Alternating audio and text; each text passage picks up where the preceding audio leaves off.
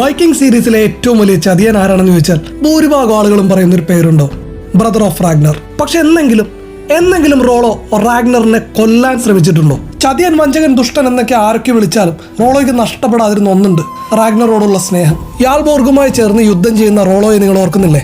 ആ യുദ്ധത്തിൽ അതിമാരകമായി ഫ്ലോക്കിയെ മുറിവേൽപ്പിക്കുന്നുണ്ടെങ്കിലും റാഗ്നറോട് ഏറ്റുമുട്ടാൻ കഴിയില്ല എന്ന് പറഞ്ഞ് ആയുധം താഴെ വെക്കുന്ന റോളോ.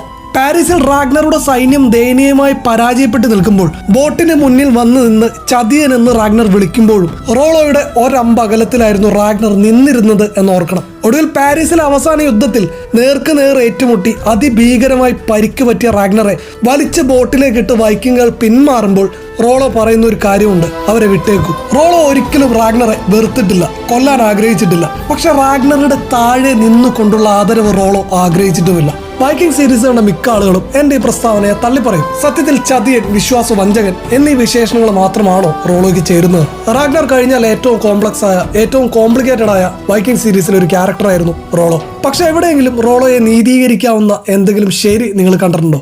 കമന്റ് ചെയ്യുക.